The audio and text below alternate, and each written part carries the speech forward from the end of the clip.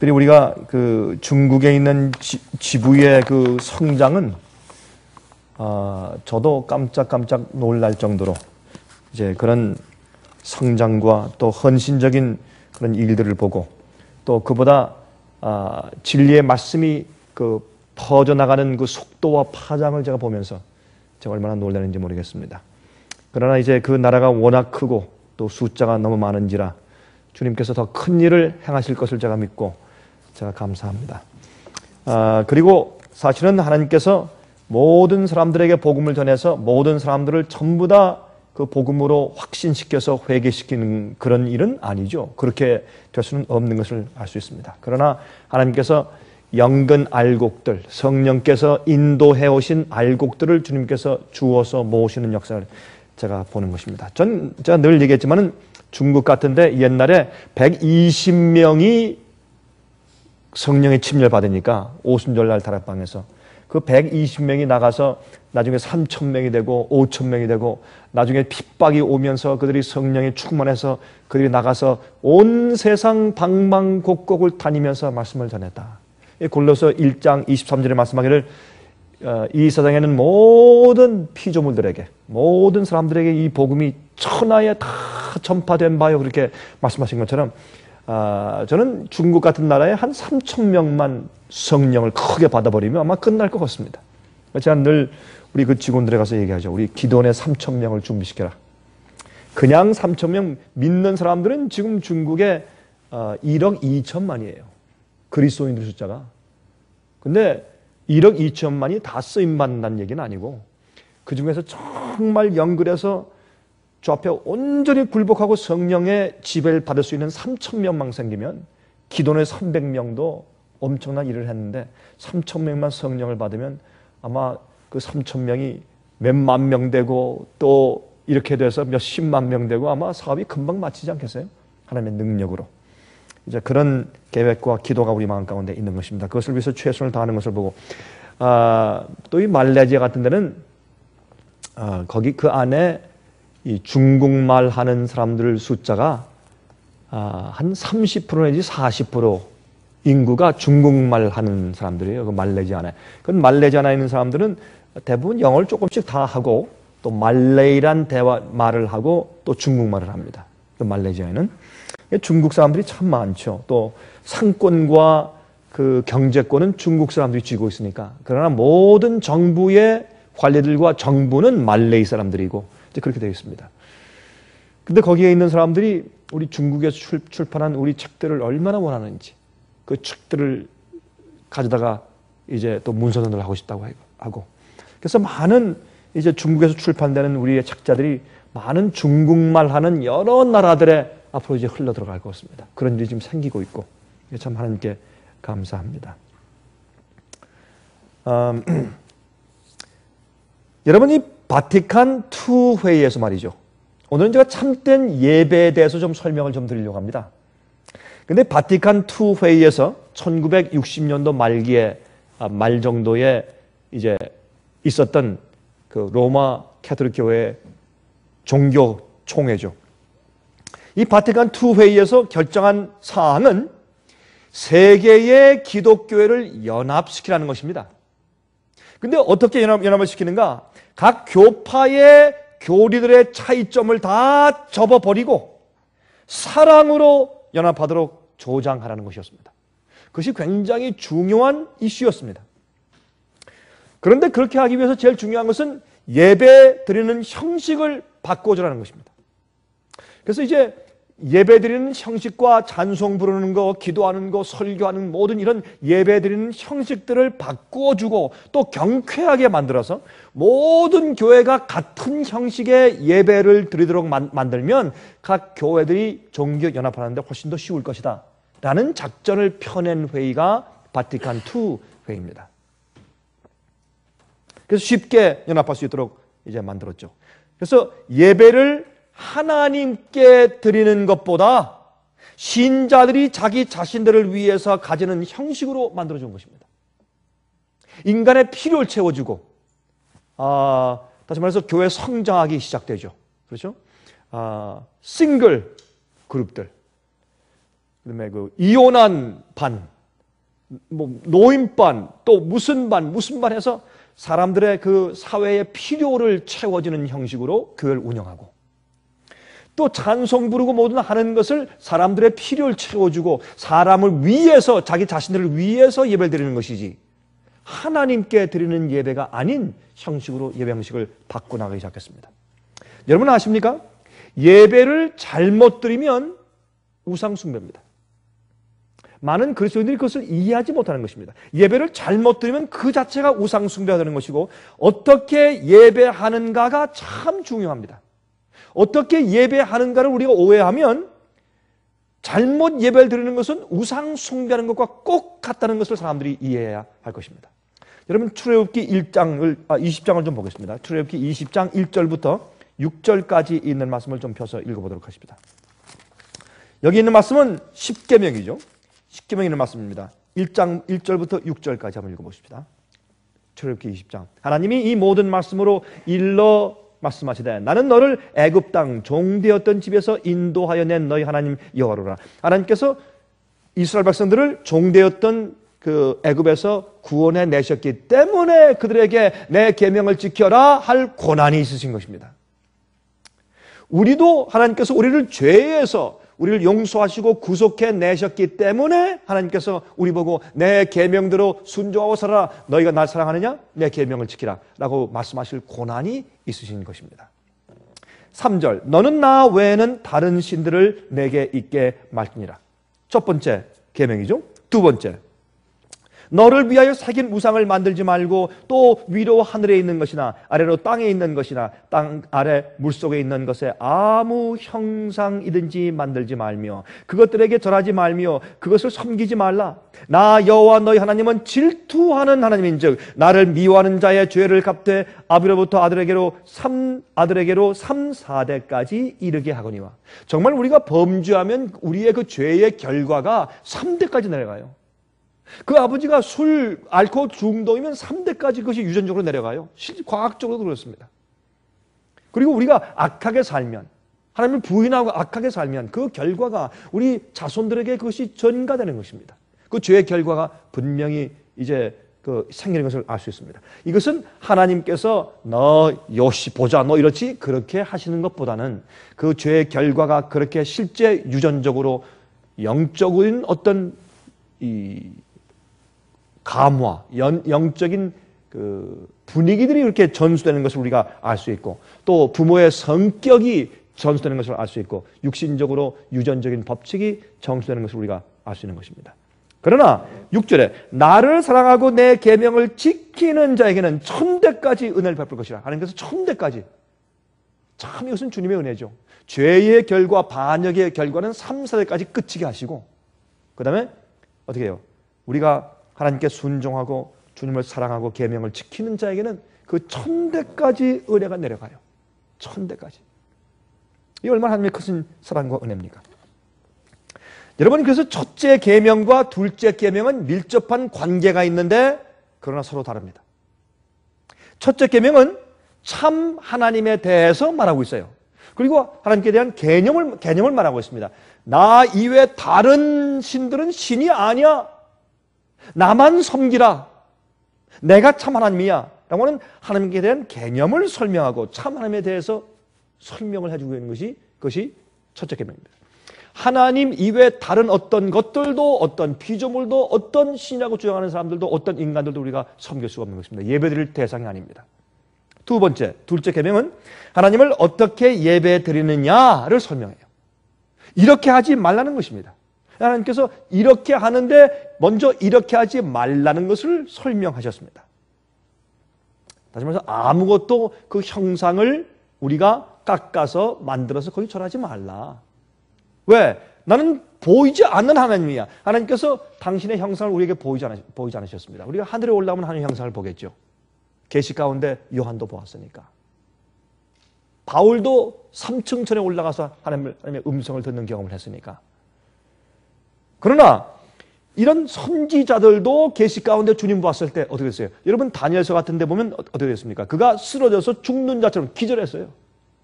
인간이 하나님의 그 영광과 임재를 감당할 수 없는 것이죠.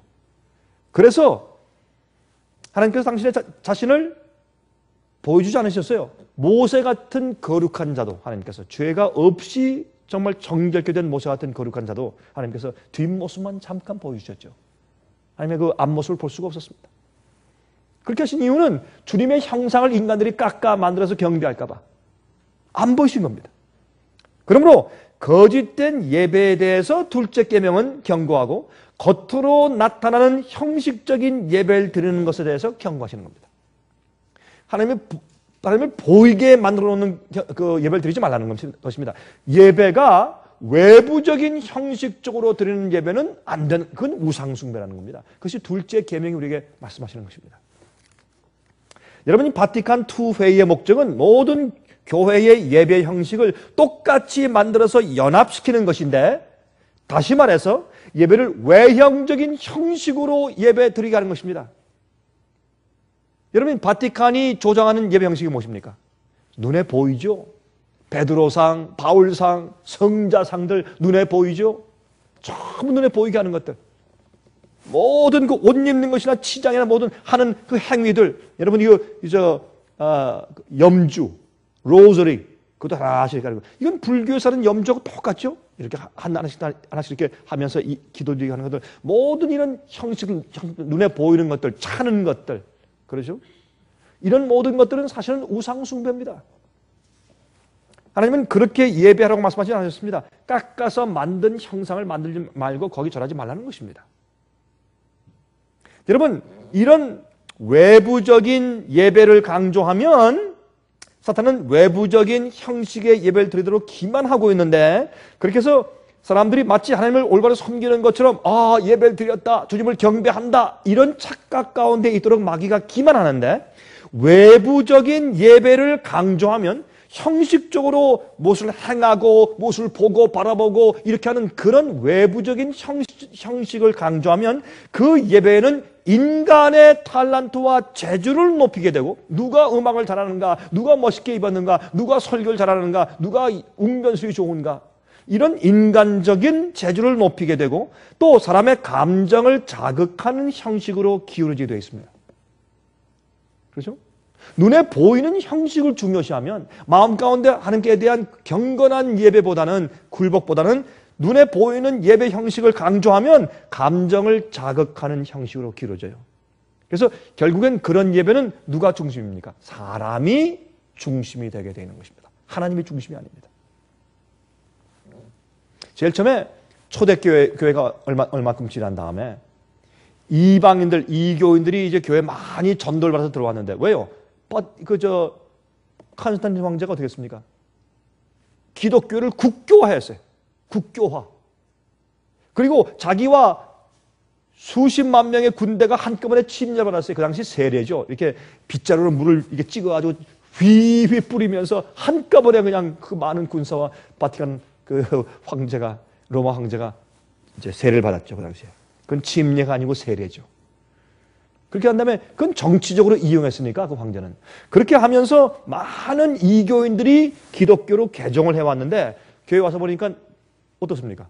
속이 텅 비었고 아무것도 없고 저 앞에 강도장 하나 있고 아무것도 아닌데, 자기의 그 이교 신전에 가면 난리가 나 있죠. 멋있게 꾸미고 눈에 보이는 그 신들이 많고, 진짜 신들을 보면서 예배드리면 진짜 경건한 거 없고 엄숙한 거 없고 눈에 보이는 신이 보이고 그랬는데, 교회 와보니까 어떻습니까? 엉망이 아무것도 없고 실감이 안 나요.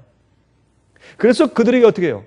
우리도 신이 있고, 그들의 그 이교인들 개종자들의 비율 맞추고 그들의 그 요구에 응해주기 위해서 성경의 말씀에, 계명에 언급한 그런 말씀의 원칙을, 진리를 타협하고 내리기 시작했습니다. 항상 교회가 타협하거나 타락하는 것은 새로 들어오는, 아니면 거듭남이 없지만 믿으려고 애쓰는 사람들의 표준에 낮추어주는 그런 일 때문에 교회가 타락하게 된 것입니다. 그렇게 된 것이죠.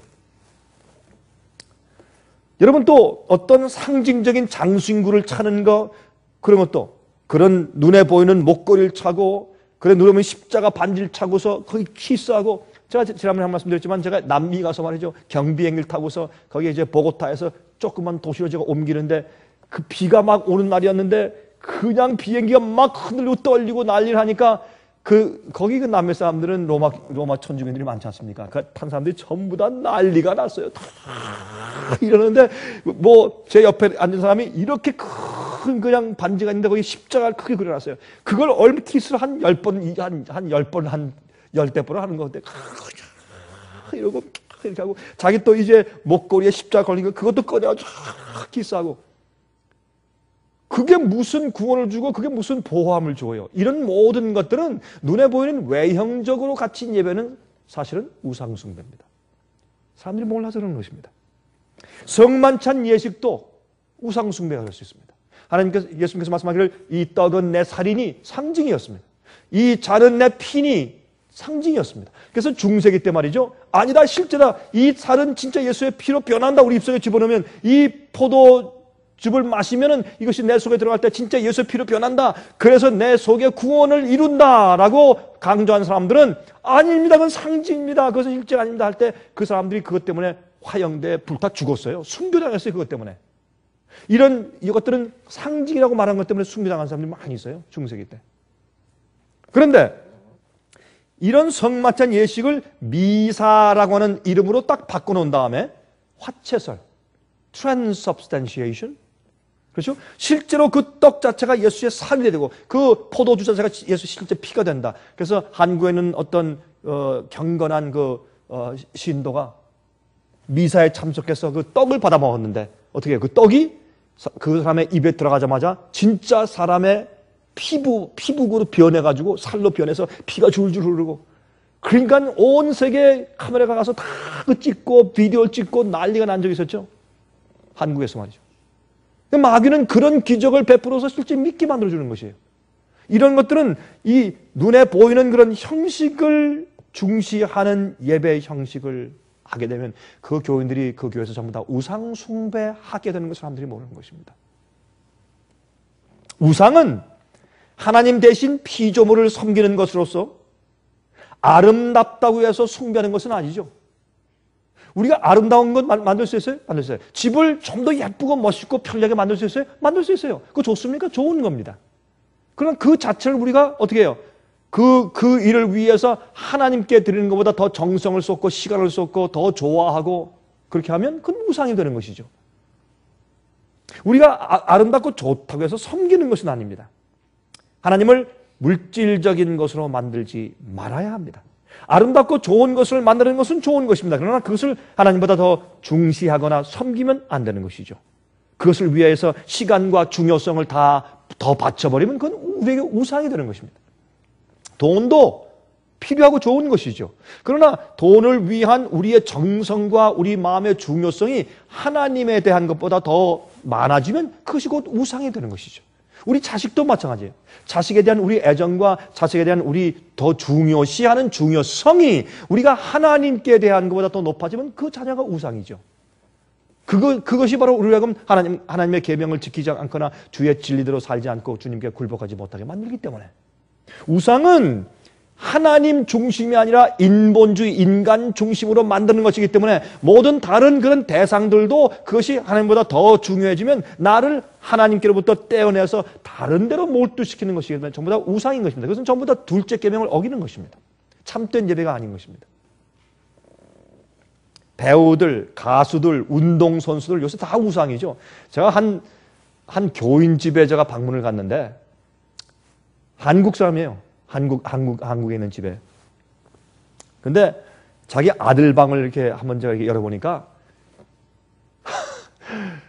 미국 사람 농구 선수 그 농구 선수들 사진으로 그것도 어디서 그렇게 큰 사진들을 구했는지 모르겠어요.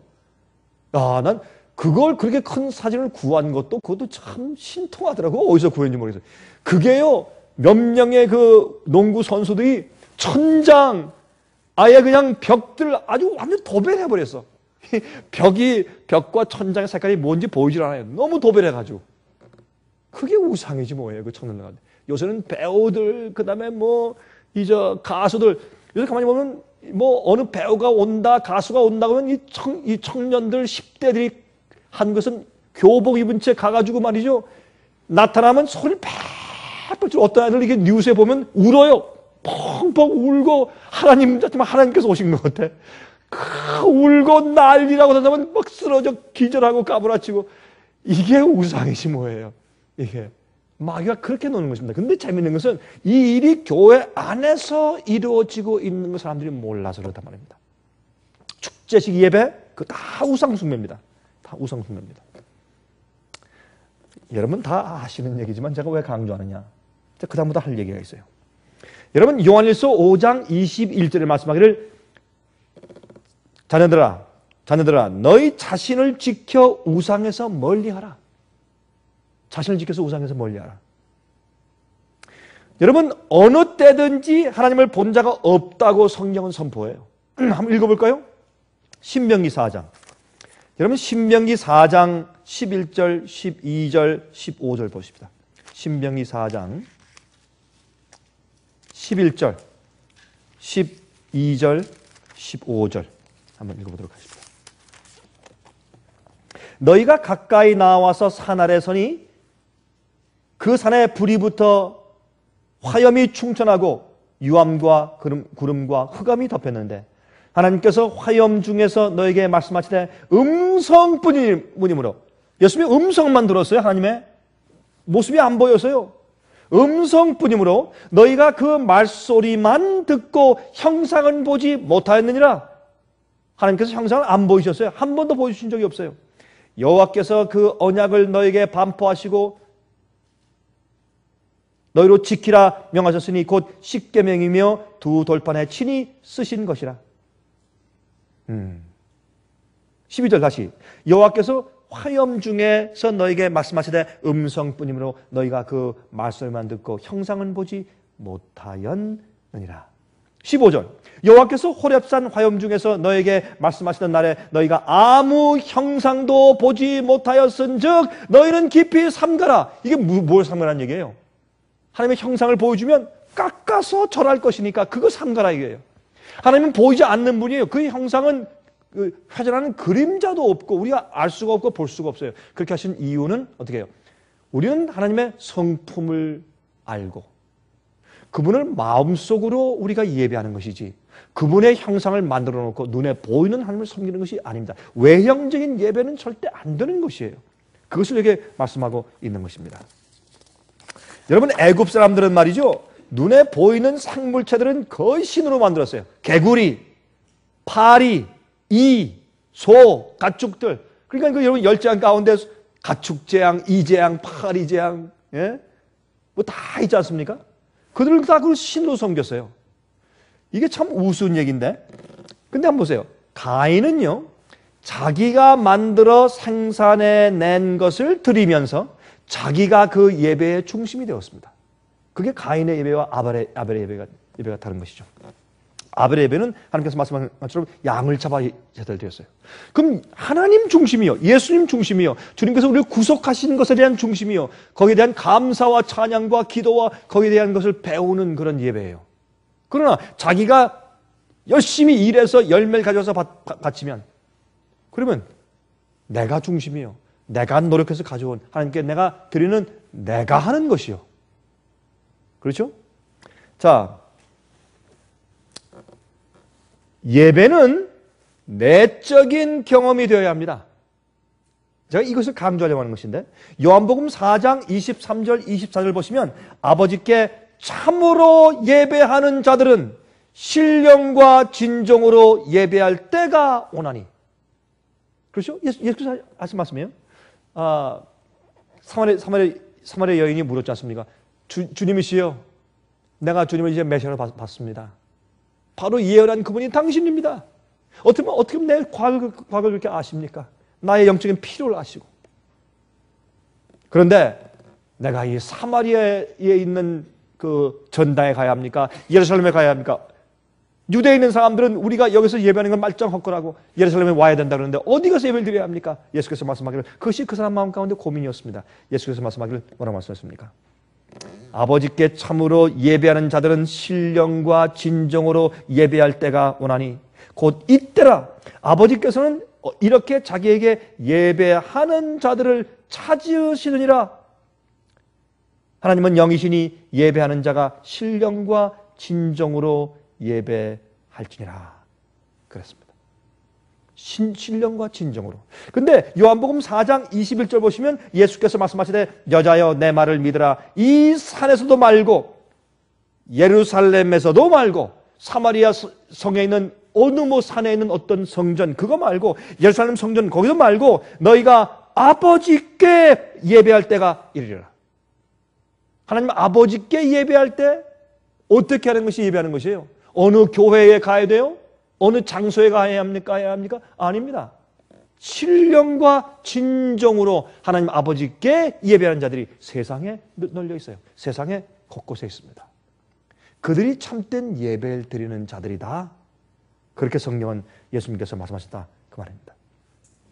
여러분, 이교의 우상 숭배는요, 사탄의 창조물이에요. 그래서 이런 우상을 보면서 내가 하나님을 본다.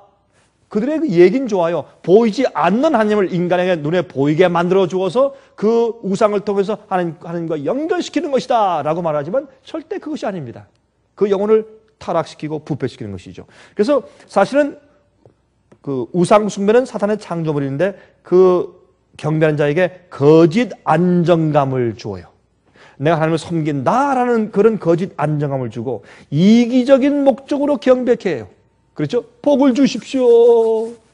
심판하지 마십시오. 재난이 피해가게 하십시오. 이게 우상 숭배입니다. 우상 눈에 보이는 하나님께 하는 외부적인 형식은 반드시 자기의 이기적인 목적을 채우기 위해서 가서 예배하는 것입니다. 그래서 그 앞에 가서 절만 하면 예배가 끝난 것으로 착각하게 만든단 말입니다. 그것이 그들에게 구원을 주었고 신이 그를 인정한다고 착각하게 만드는 것이 외부적인 우상 숭배인 것입니다. 그런데 교회 안에서 많은 사람들이 그렇게 한단 말이에요. 하나님께 대한 개념이 그렇게 되어 있고 하나님의 보이는 형상을 만들어 놓고 외형적으로 절함으로 하나님을 섬기는 것으로 착각하게 만드는 것입니다. 그러므로 참된 예배는 신령과 진정으로. 여러분, 신령과 진정이 뭡니까? 영어로 in spirit and the truth. 그럼 뭐예요? 진정한 마음으로, 내적인 진정한 마음, 온 마음을 다해서 주님을 사랑하고 그랬죠. 온 마음을 다해서 마음으로 내적으로 예배드리는 것이에요. 두 번째, in truth. 하나님께서 말씀하신 진리를 가지고 진리를 받아들이고 진리를 순종하고 진리와 내 생각이 다를 때 내가 굴복하고 주님의 뜻이 나타나고 내 뜻이 충돌될 때 내가 그 뜻에 주님의 뜻에 굴복하고 진리로 예배를 드려야 돼요. 진리를 깨닫고 진리를 배우고 진리대로 살고 진리에 내가 굴복하고 진리를 받아들이고 이것이 예배입니다. 이것이 빠진 예배, 온 마음으로 그렇게 진리로 예배드리는 그런 경험이 없이는 그건 예배가 아니에요. 예배가 아닙니다. 그래서 그렇게 하지 않고 그분의 진리를 배우고 그대로 믿고 행하는 일이 없이 드리는 예배는 사실상 우상 숭배와 같습니다. 내가 오늘 가서 찬송 부르고 내가 헌금 드리고 내가 기도하고 한두 시간 예배드리고 하면 나 예배 다 했다. 그리고 쇼핑센터에 가고 그리고 스포츠 구경을 하고 이것은 예배가 아니라 우상 숭배하고 나오는 것이었단 말입니다. 보이는 우상에 대한 예배는 외부적인 경배만 드리게 되는 것입니다. 무엇을 갖다 바치고 이게 뭡니까? 가인의 자세. 내가 한 것을 뭐 갖다 바치고 그것이 예배가 된 줄 압니다. 예배 가운데 하나지만은 그것도 예식에 참여하면 되는 것으로 생각해요. 또 정기적으로 교회를 나가서 예배 형식에 참석하고 헌금을 바치며 그곳에서 시키는 일에 참가하게 하면 되는 것처럼 생각합니다. 또 한두 시간 정도 교회에 참석하면 예배가 다 끝났다고 생각해요. 예배는 우리의 전체 생애가 예배예요. 주님께서 예배하는 한 날을 정하셨지만은 그러나 또 그 이외에도 내가 내 마음을 드리고 주 앞에 예배하는 경험들이 있어야 되는 것입니다. 또 진정한 참된 예배는 진리로 드려져야 돼요. 진리로. 그렇죠? 진리로. 하나님의 사탄의 첫 거짓말은 무엇입니까? 하나님의 계명을 어기고 죄를 져도 안 죽는다. 지금도 그 거짓말이 똑같이 있죠, 교회. 우리가 죄를 짓고 용서하고 죄를 짓고 용서하고 계명은 지킬 수 없다. 우린 죄니까 죄를 짓지. 어떤 사람은 우리 자체가 죄를 생산해내는 공장이야 할 수 없어. 이렇게 말하는 사람도 다 있어요. 죄를 져도 안 죽는다. 죄를 지면 우리 눈이 밝아서 선악을 구별하고 우리가 내가 하나님처럼 되는 것이야. 그게 뱀, 마귀의 거짓말이었습니다. 지금도 똑같은 그런 거짓말이죠. 진리로 예배드려야 합니다. 진리로. 그래서 계명을 어기고 죄를 범하면 마치 더 높은 경지로 올라가는 것처럼 착각하게 만드는 것입니다. 또 영혼 불멸을 가르치면 사람이 죽어도 진짜 죽는 것이 아니에요. 마치 죽으면 다른 경지로 올라가는 것처럼 가르쳐요. 이것이 마귀의 기반 아닙니까? 예? 영혼 불멸을 믿으면. 그래서 사람들이 어떻게 해요? 죽으면 그 영혼 살아서 어디엔가 있다라고 믿게 해요. 진리를 예배하는 것이 아닙니다. 여러분, 죽은 사람은 자다가 나중에 주께서 오실 때 부활한다고 성경을 말씀하는데 그들을 믿지 않고 진리로 예배하잖아요. 그러니까요, 한 번 제가 그리스도인들하고 제가 대화를 하는데, 그래, 아이 목사님, 저 어저께 밤에 말이죠, 귀신 나온 줄 알고 좀 혼났어요. 아니, 그리스도인 입에서 그런 얘기가 나올 수 있냐 말이에요. 진리를 예배하면 그런 말 할 수 없죠. 성경에 사람들은 잔다 그러는데 그 죽은, 내 죽은 그 사람, 그분이 와, 날 많이 쳐다보이는 것 같았어요. 어떻게 이런 얘기가 나오냐고요. 그렇죠? 그래서 이 진리를 믿지 않으면 깜짝 놀라서 두려움을 가지고 어떻게 해요? 잘못된 사고방식으로 믿고 예배하게 되어 있어요. 그러나 진리를 믿는 사람들은 어떻게 해요? 귀신은 없는 거니까, 귀신이 오면 그건 악령, 마귀의 악령의 짓이니까, 가장한 것이니까. 그러니까 잘 똑바로 진리로 믿고 있는 교인한테 귀신이 나타나면 그 귀신 나타나는 것이 그를 두렵게 하는 것보다 정말 마귀 역사가 있구나 경각하고 더 믿음이 좋아지고 더 확신을 가지고 주의 말씀에 더 확신을 가지게 되어 있기 때문에 마귀가 손해니까 진짜 믿고 진리를 아는 사람들에게 귀신이 나타나질 않아요. 자기가 손해니까. 그래서 저는 지금까지 귀신을 한 번도 본 적이 없어요. 예? 많은 사람이 봤다 그래요. 실제 역사가 많이 있고, 근데 제 눈에는 왜 안 보이는지 모르겠어요.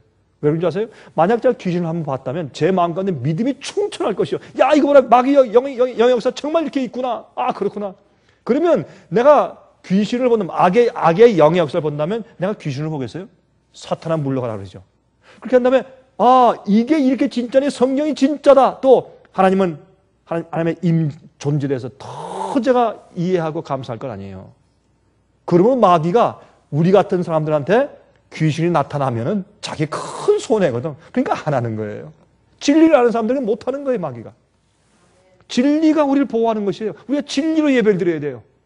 하나님께서 가르친 진리대로. 한번 말이죠. 제가 한 고등학교에 가서 제가 초청을 받아서 제가 며칠 동안 제가 가서 부흥회를 해줬는데 고등학생들에게 전 잘 얘기만 조금 듣긴 들었는데 가서 보니까 문제 아들, 다른 학교에서 퇴학당한 자들, 귀신 들린 아이들, 마약하던 아이들, 감옥에 갔다 나온 아이들, 이런 문제 아들만 보내는 학교예요. 거기는. 그러니까 그런 아이들만 쫙 모아놓고 하는 아카데미예요. 제가 몰랐는데 가서 보니까 그래요. 그래서 제가 이렇게 쭉 가르치는데 어떤 아이들은 눈초리가 달라요. 눈이 다르고 벌써 달라요. 마약 중독된 아이들은 딱 보면 벌써 달라요. 눈초리가 달라요. 귀신 들렸던 아이들은 좀 달라요. 뭔가 하는 행동이. 얼굴도 색깔도 다르고 그래요. 근데 거기는 그 한 선생님이 저한테 와서 간증을 하는데, 아이 목사님, 저는 한번 죽을 뻔했습니다. 이게 무슨 말입니까? 한 번은 그 귀신 들렸다가 이제 고침받은 아이와 함께 이제 대화하면서 방에 있었는데 갑자기 악령이 와서 이 선생님의 목을 딱 잡더니 그 아이에게 성경을 좀 가르치고 이렇게 좀 해주고 있는데 갑자기 악령이 오더니, 진짜 이런 마귀 역사가 있죠? 딱 오더니 자기 멱살 여기 목을 딱 잡더니 쭉 이렇게 올리는데 자기가 한 2, 3피트는 공중에 떴대요. 방바닥에서. 떠가지고 이 벽에 딱 붙어서 이렇게 자기 목을 잘라 죽이려고 하는데 자기는 죽을 뻔했대요. 완전히 이렇게. 눈에 보이지 않는데 어떤 손이 와서 자기를 딱 붙잡고 아무것도 안 보이는데 자기가 이렇게 공중에 떠서 이렇게 벽에 갖다 댔대요. 자기가 주님께 가는 소리, 주여 날 구해주셨어. Jesus save me. 소리를 치면서 기도했대요. 그랬더니 서서히 없어지면서 내려갔대.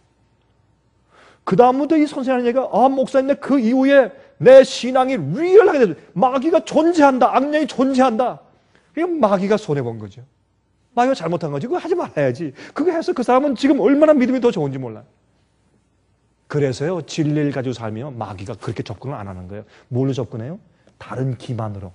돈, 재미, 예? 뭐 이런데 그게 유혹해가지고 사람을 넘어뜨리는 일을 하는 것이에요. 눈에 보이게 역사를 안 해요.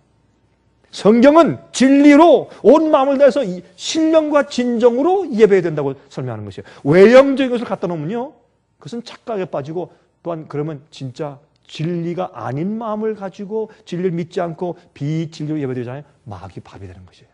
그게 우상숭배예요. 우상숭배. 여러분, 오늘날 거짓 예배들이 얼마나 성행하는 시대입니까? 우상숭배가 만연한 시대예요. 그러나 참된 경배하는 사람들이 준비되고 있습니다. 정말 요즘에 우상숭배가 많아요. 제가 한 번은 제가 TV에서 어떤 예배드리는 것을 보니까 미국 교회인데, 그 설교하는 목사님이 설교를 하는데, 제가 보니까 참 뭐에 들리긴 들린 것 같아요. 예? 뭐에 들렸어. 성경 한 말씀 안 하고 그냥 폭포처럼 말이 쏟아져 나오는데, 얘기를 들어보니까 저거는 진리가 아닌데 어쩌면 그렇게 유창하게 사람들을 현혹시킨지 모르겠어요. 그런데 그 뒤에 있는 이 찬양대에서 말이죠. 그것도 짰는지 안 짰는지 모르겠는데, 두 여자, 하나는 오른쪽, 하나는 왼쪽에서 막 할렐루야 하면서 뛰어내려오는데, 정말 뛰어내려오는데, 힘들렸으니까 그렇지. 뛰어내려서 그 설교자 단 앞에 이런 둥그런 이런 뭐 앞에 있는 뭐 마당도 아니고 하여튼 그런 것이 좀 있는데, 거기에 딱 내려오더니 두 사람이 도는데요. 그 어지러워서 어떻게 돌아요. 도는데 둘 다 조금 긴 치마를 입었어요. 이게 도니까 치마가 이렇게 싹 이렇게 뻗지 않습니까? 그리고 보긴 멋있어요. 탁 도는데 이게 10번도 아니고 20번도 아니고 뭐 100번 이상 도는 것 같아요. 돌면서 그냥 막 이런 손으로 막 돌아가는데, 이게 성령이 임했다는 것이. 성령이 임했다서 막 뺑뺑이 돌아가는 거죠. 이 팽이 돌아가는 것처럼 돌아가는데, 어떻게 정상인 사람이 그렇게 돌아가냐고요. 그게 뭔가 신에 들려서 그런 거지. 막 또 쓰러지다가 돌아가는데 나 한참 봤어요. 이건 쇼도 아니고 기가 막혀. 그거 어떻게 사람이 어지러워서 그렇게 돌아가냐고. 사람이 정상으로는 그렇게 못하네요. 이 뇌가 이게 어떻게 이게 사람이 견디겠냐고. 뺑뺑을 돌리는데 그게 한두 바퀴도 아니고 계속 설교 막 하고 있는데 계속 돌아가. 나중엔 팍 쓰러지더라고요. 쓰러지는 게 다행이죠. 그건 기적이에요. 하나님의 기적이 아니고 이상한 기적이죠. 여러분, 오늘날 교회 안에서 예배드리면서 얼마나 많은 사람들이 우상 숭배하는지 몰라요. 예배는 하나님께 대한 내 생의 헌신 그 자체예요. 그게 예배예요. 신령과 진정으로 온 마음으로 내가 주 앞에 굴복하고 내가 잘못된 것은 극기하고 버리는 경험이 있으면서 주의 계명에 순종하는 것이 예배예요. 그렇게 성경은 말하고 있어요. 진리 안에서 신령한 온 마음을 다해서 예배하는 것이 예배다. 여기 가서 드리지 말고 저기 가서 드리지 말고 어느 교회 유명하다 그것이 아니라 신령과 진정으로 예배하는 자들, 아버지께 예배하는 자들이 앞으로 온다. 그렇게 말씀을 참된 예배라고 이렇게 성령은 예수께서 말씀하신 것입니다. 또 왜 교회에서 유행과 같은 찬송을 만들어 불러요?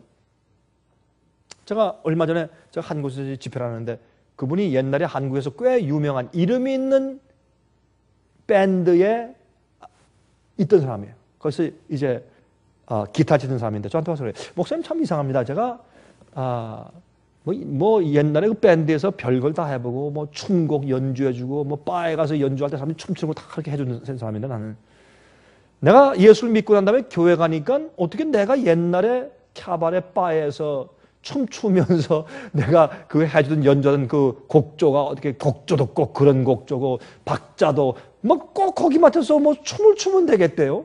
그리고 어떻게 아니 이게 정말 진짜 찬송입니까? 그렇게 묻더라고요, 이 사람이. 여러분, 이 우상 숭배, 다시 말해서 외부 형식적인 예배를 강조해놓고 예배 드리는 예배 형식을 바꿔서 말이죠. 사람들이 신나게 하거나 감정적으로 쏠리게 하거나 그렇게 예배 형식을 만들어주면 사람들이 어떻게 해요? 하나님 예배 중심이 아니라 자기 자신을 위해서 예배를 드리는 것이에요. 자기가 기분 좋고 자기가 후련하고 자기가 시원하고 그렇게 해서 한 다음에 결과가 무엇입니까? 하나님께 대한 예배가 아니라 우상 숭배가 되는 것입니다. 제가 한 번은 복음 성가를 제가 이제 들어보니까 한 사람이 이제 특창을 하는데 특송을 부르는데 참 재밌어요. 그 가사가 꼭 여자가 보이프렌드한테 사랑 고백하는 꼭 그런 얘기예요. 그 내용이 그래요. 온 내 사랑이요, 보고 싶어요. 내 손 잡아주어요. 나를 꼭 안아주세요. 나를 놓지 마세요. 이렇게 찬송을 부르네요. 근데 가만히 보면서, 참 우상숭배 잘한다. 그런 게 우상숭배예요. 우상숭배. 그러면 여러분들, 목사님, 우린 그렇게 안 하는데 왜 우리한테 자꾸 그런 얘기를 하세요? 저 밖에 있는 좀 화면 통해서 보는 분들 가운데 어떤 분들에겐 이런 얘기가 충격적이에요. 그리고 이것이 여러분과 저에게 주는 의미가 무엇인 줄 아세요? 우리도 예배 드릴 때 신령과 진정으로 하지 않으면 우상숭배요. 모든 예배가 아버지께 나가는 참된 예배로 신령과 진정으로 예배하는 경험이 없으면 그건 우상숭배하고 온 거예요. 그리고 주님께 예배했다 그리고 오는 것이에요. 착각이에요. 여러분 마태복음 15장 9절 보면 사람의 계명으로 교훈을 삼아 가르치니 나를 헛되이 경배하는도다 하였느니라 하시고, 다시 말해서 이 성경에는 예수께서 말씀하기를 잘못된 헛된 경배, 헛된 잘못된 거짓 예배가 있다고 말씀하시는 것입니다. 제가 이번에 중국에서 말이죠, 중국 지부 직원들과 또한 문서 전도자들을 제가 모아놓고 집회를 했는데, 이번에도 어느 한 시골 가까이 있는 곳에 호텔 하나 빌려서 거기에 높은 층에 있는 한 층 전체를 빌렸어요. 아무도 못 들어오게 한 층을 전체 빌려가지고 거기에 있는 회의실에서 그냥 몰래 나가지도 않고, 그리고 이제 며칠 동안 집회를 했는데, 또 우리 직원들이니까 회의하고 계속 좀 마음이 불안하죠. 당장 경찰이 또 그냥 순간 이제 엘리베이터 타고 이제 쫙 올라올 거 없고 말이죠. 그런데 이제 문서 전도하는 사람들이 와서 간증을 하는데 참 눈물이 나요. 그 길거리에서 아니면 장터에 가지고 이런 그 보자기를 크게 펴놓고 거기에 책들을 쭉 놔두고 딱 기다려요. 그럼 사람들이 와서 이게 뭐냐고 물으면 그때 전도하고 책들을 팔거나 그냥 주고, 이런 전도를 하면서 이렇게 보고서 누가 좀 수상한 사람이 오는 것 같으면 얼른 싸가지고 얼굴 보고 도망가고 이런 일들. 어떤 사람들은 그렇게 하다가 경찰한테 붙들려서 이거는 불법 너 알지? 응? 붙들어서 책들 다 뺏고 돈도 뺏고 감옥에 가두고 어떤 때는 매도 맞고 이런 얘기를 하는데 참 제 마음이 아파요. 제가 그들에게 이렇게 얘기했습니다. 그러나 여러분은 아시느냐?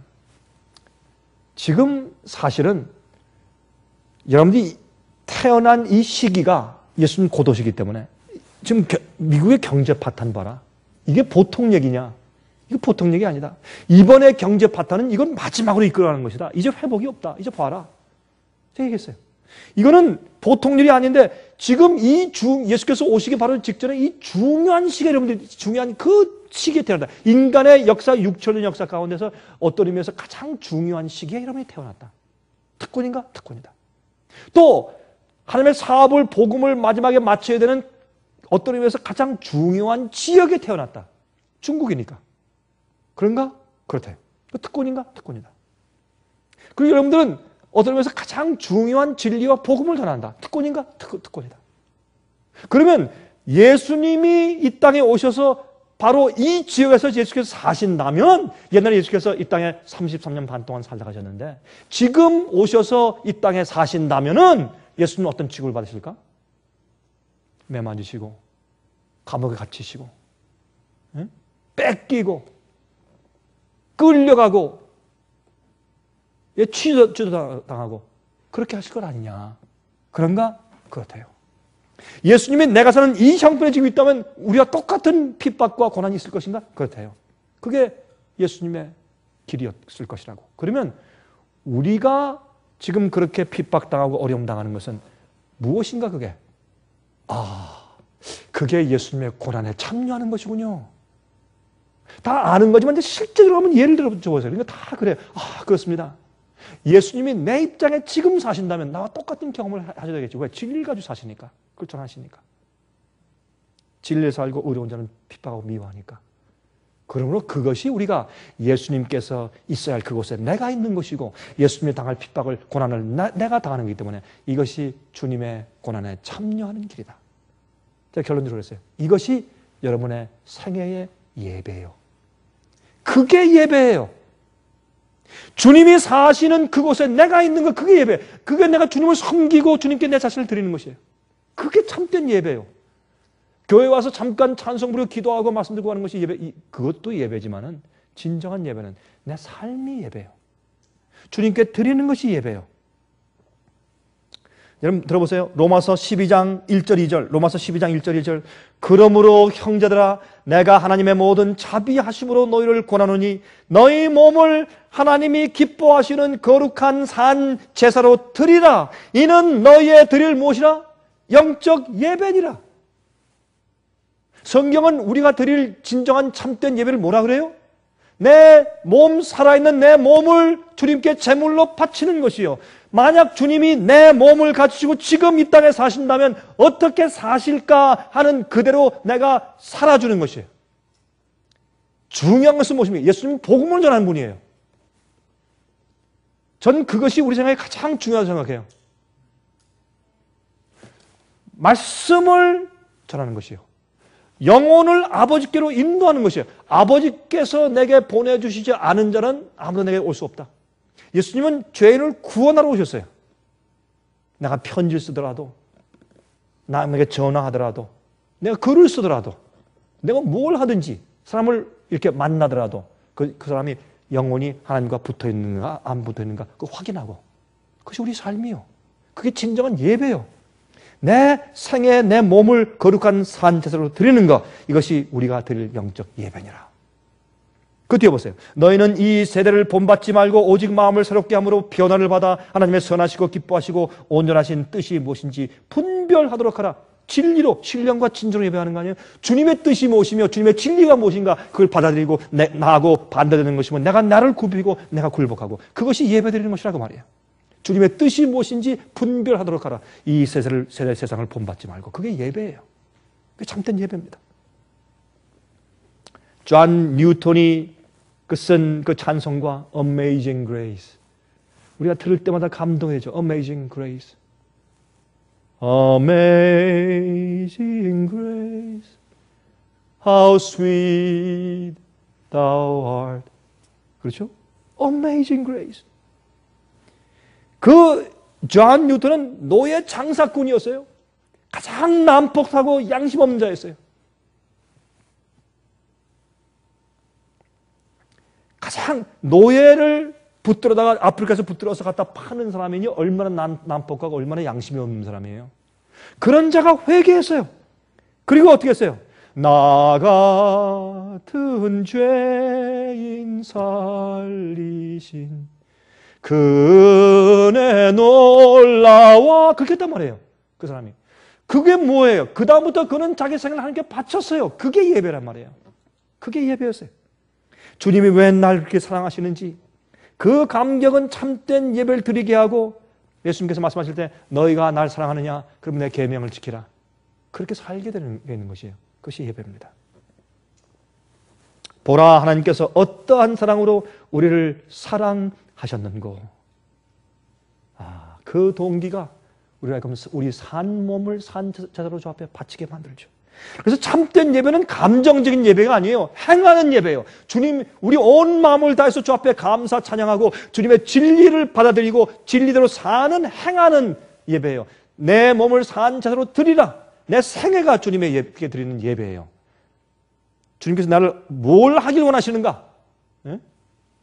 그러므로 하나님의 진리와 뜻대로 사는 것이 예배고, 주님의 뜻과 내 뜻이 충돌하면 내 뜻을 굴복하고 주님의 진리대로 살아야 합니다. 어떤 때는 돈을 포기해야 하고 비즈니스를 버려야 하고 직장을 포기해야 되고 주님의 뜻을 따라야 합니다. 어떤 때는 사람들의 인정과 인기를 포기하고 또한 욕을 먹고 핍박을 당하고 쫓겨다니고 매를 맞아야 돼요. 그리고 사람들의 오해와 모욕을 당해야 합니다. 그런 것이 어떤 때에는 참된 예배입니다. 그래서 이 예배가 무엇인지를 우리가 다시 한번 이해해야 할 것입니다. 참된 예배, 너희가 새긴 우상을 만들지 말고 거기에 절하지 말라. 많은 경우에 우리가 우상을 두고 거기에 경배하고 살고, 많은 경우에 그리스도인들이 교회 가서 예배 드린다고 말하면서 우상 숭배를 하고 오는 것입니다. 그러므로 오늘 우리 마음 가운데 주님께 드리는 나의 참된 예배가 무엇인가 다시 말씀대로 깨닫고 참된 예배 드리는 우리가 되기를 제가 간절하게 기도합니다. 하늘에 계신 우리 아버지, 우리가 이 땅에 태어나 사는 목적이 하나님께 경배하는 일입니다. 주님을 찬송하고 주 앞에 영광 돌리는 일입니다. 그렇게 할 수 있게 도와주시옵소서. 우리 마음 가운데 하나님의 사랑을 넣어주시되 영혼들을 구원하기 위한 사랑을 넣어주시고 또한 주님의 뜻과 우리 뜻이 충돌할 때에 굴복할 수 있는 마음 주시옵소서.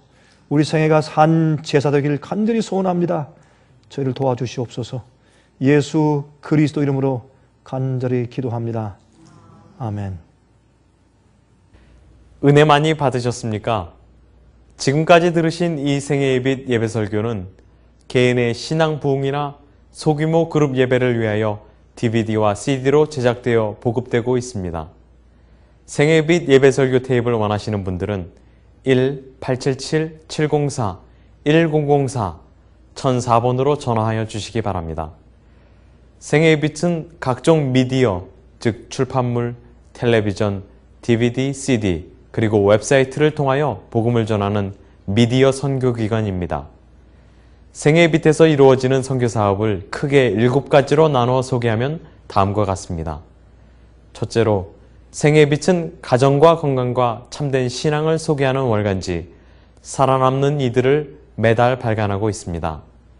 가정과 건강 문제뿐만 아니라 참된 신앙과 성경에 나타나 있는 중요한 진리들에 대하여 매달 깊이 있게 다루는 최고의 신앙지입니다.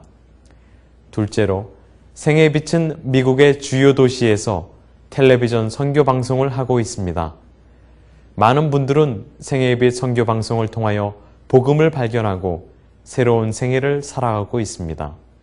셋째로, 생애빛에서는 우편통신을 통하여 평신도들의 성경 연구를 도와드리는 성경통신학교를 운영하고 있습니다. 성경에 나타나 있는 중요한 문제들에 대하여 체계 있게 공부하기를 원하시는 분들은 성경 연구 단기 코스와 계시록을 통한 성경 교리 연구, 또한 요한계시록 연구 과목을 신청하시기 바랍니다.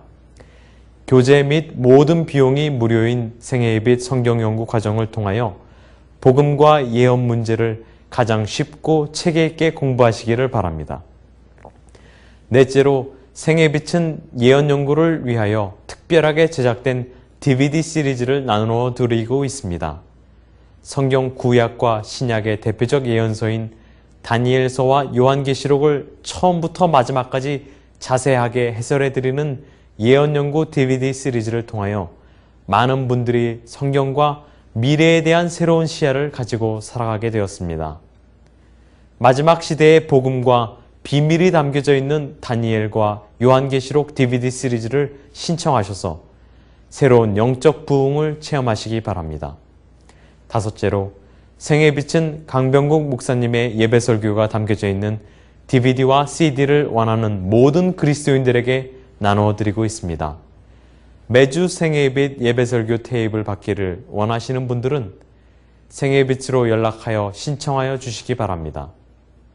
여섯째로, 저희 생애빛 선교센터에서는 성경 신구약의 모든 진리를 요약하여 각 주제별로 소책자를 만들어 놓았습니다. 이 책자는 오류가 난무하는 혼돈스러운 세상에서 여러분들을 정확한 하나님의 말씀의 길로 안내해 드릴 것입니다.